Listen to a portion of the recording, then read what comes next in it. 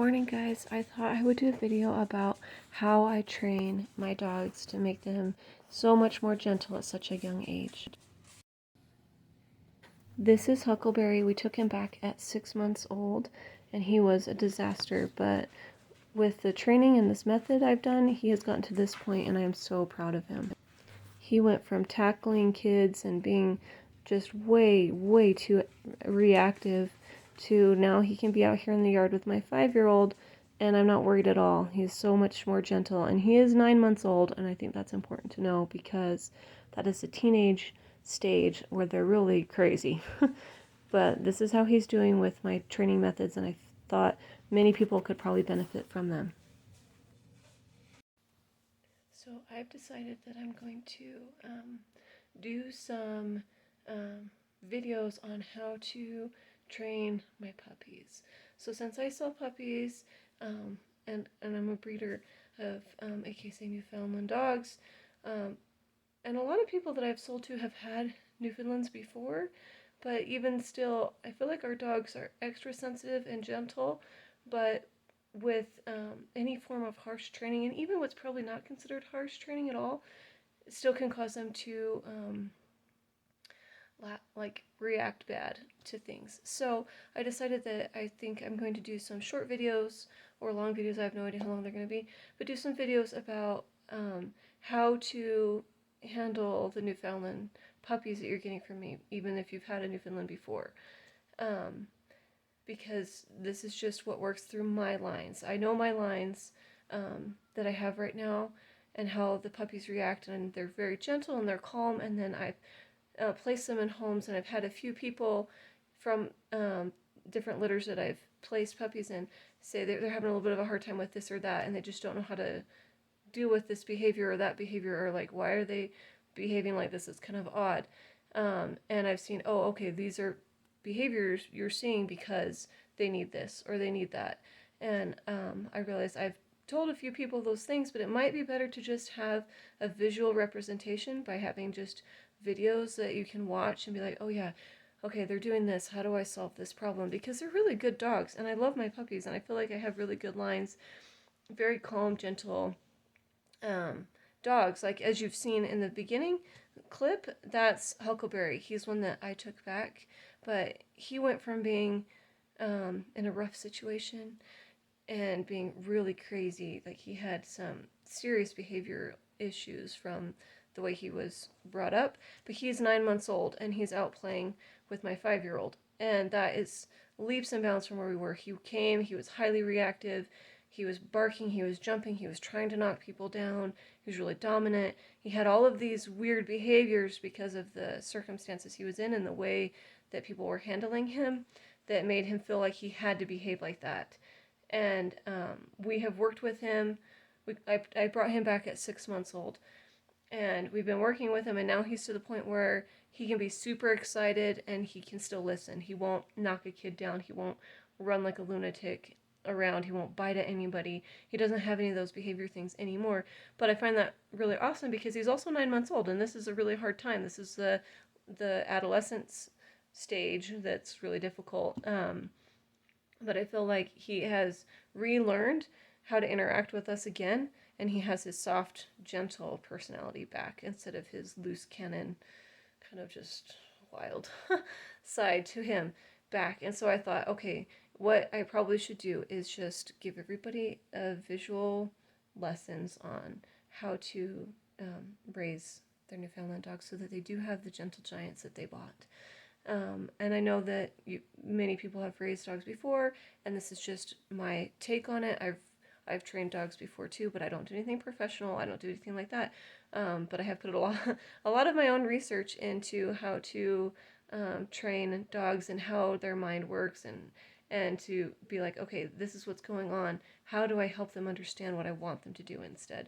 So this is all stuff that I've done. This is specific to my dogs, but I probably would work with other dogs too. But this is just so that specifically for people who buy from me, that they can have a good knowledge on how to move forward with their puppy in the way where they'll have the most gentle and calm puppy from the beginning. and it'll just soften all of those stages that are really hard and difficult, and they still go through them, but they go through them in a little bit more gentle way. So I will start those lessons with you in the next videos. And my first tip that I'm going to leave in this video, that I teach my kids how to interact with my dogs, because I can't interact with them entirely. Like, they're part of the family, and they're going to interact with my kids. And so my kids need to know how to help train my dogs so that they behave the way I want.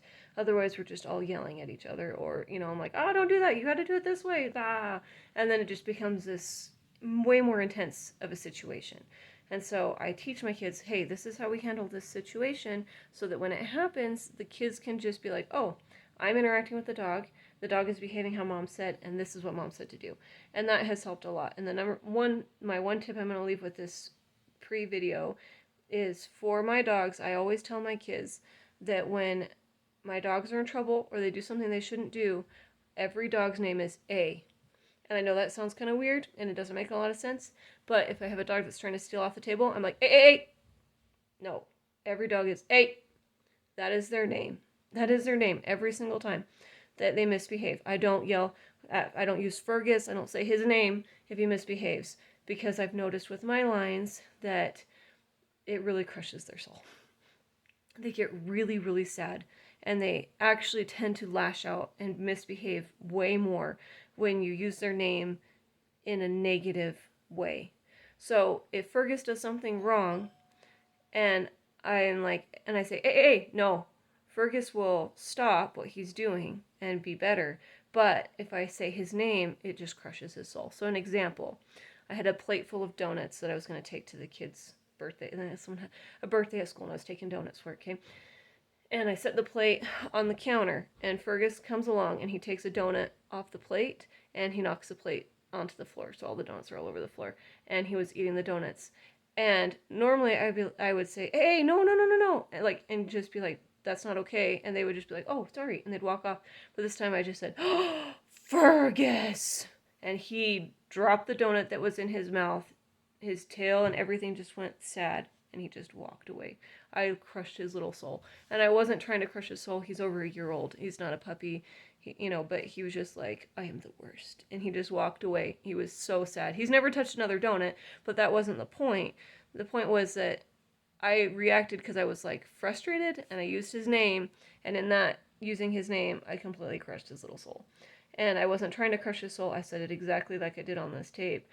But that's kind of the point, is that even using their name or getting mad at them in a soft way can still, there's just really sensitive souls, which I actually really love, because that soft, sensitive soul is what makes them really good dogs. It makes them good rescue dogs, it makes them good snuggle buddies, makes them good therapy dogs, makes them good just service dogs. Just having that innate sense of that deep compassion and that connection to people. But it also makes it harder to train, because they can get sad really fast. And then when they go through some of their rough stages, you could just be like, Fergus, you jerk! And he still will just be like, whatever, because he's in his adolescent stage, and that can be hard. So most of the time, soft and gentle words is the best method.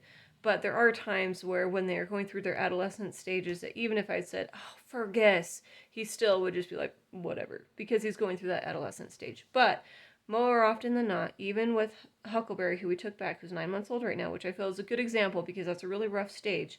Even if Huckleberry steals something off the table, he knows he's not supposed to take food off the table, but his head is higher than the table, so it's kind of really hard for a puppy to not take someone's dinner off of the table if it's just sitting there and they left, went to the bathroom, the table's unsupervised and there's just food on the table. It's really hard for them not to just take food off the table.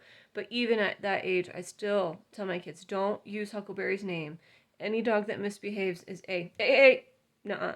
And that's what you say.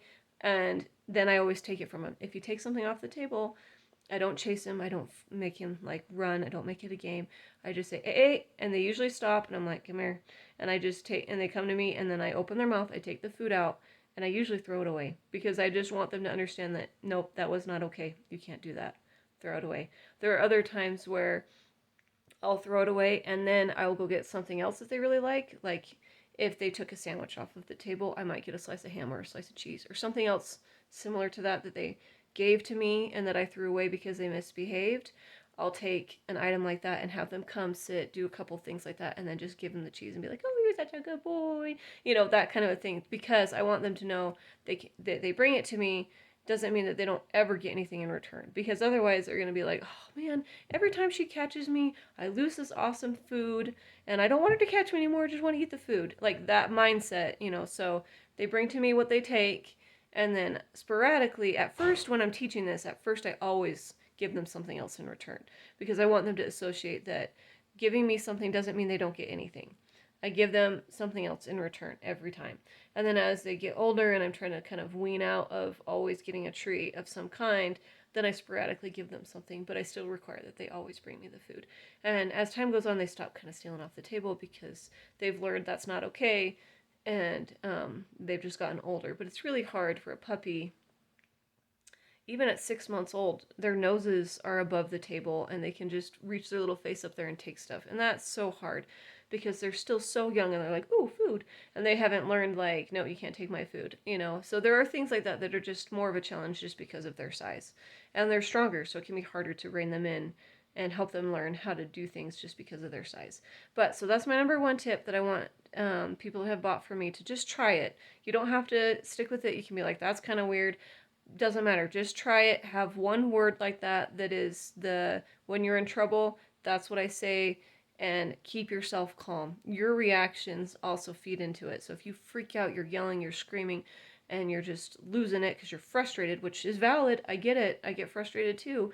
But if you freak out like that and then you yell at the dog, they're just going to suck up all that energy and they're going to start misbehaving more and more and more because that's how they react to frustrations.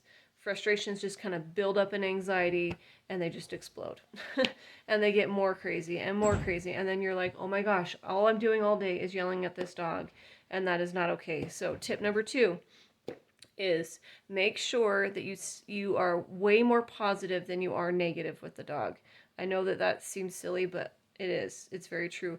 Randomly call your dog over and pet them and praise them, and then just walk off and do something else. And just make sure that there's more positive interactions you're having with them than negative interactions. That is very, very huge.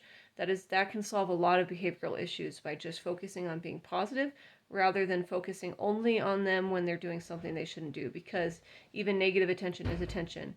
And dogs learn that if I want to interact with you, I have to do something naughty, then they'll do it. So try and keep the interactions positive. That is your second piece of advice. Keep all the interactions more positive than negative. Like, try to have at least twice as many positive interactions as negative interactions. So if you're struggling at all with your puppies, you can try those 2 tips right now and just see how that goes. And I like to do things in steps. We can have, like, okay, here's a tip, and then we try that and just see how it goes for a few days. And if it helped, awesome. If it didn't help, then that's not where the problem lies, and we re-diagnose and we start with something else. So that's kind of how that works. And I'll just put up videos every once in a while about training tips, advice, how to move forward, how I train my dogs, so that if you are struggling with this, that hopefully some of this can help you have your lovely gentle giant Newfoundland that you purchased, because they can be rowdy, but with this method that I do, my dogs are rarely rowdy. And if they are rowdy, it's only for a few minutes and then they settle right down. I have puppies that act very much like adult dogs, and it's hard for people when they come over too, because they'll expect my dog to be an adult because it's calm and gentle, but they forget that they're still going to have puppy behaviors because they are still puppies. So these are the methods and the training tips I have for you for how I train my dogs. Hopefully it helps. I will see you in the next training video. Good luck. You've got this. Bye, guys.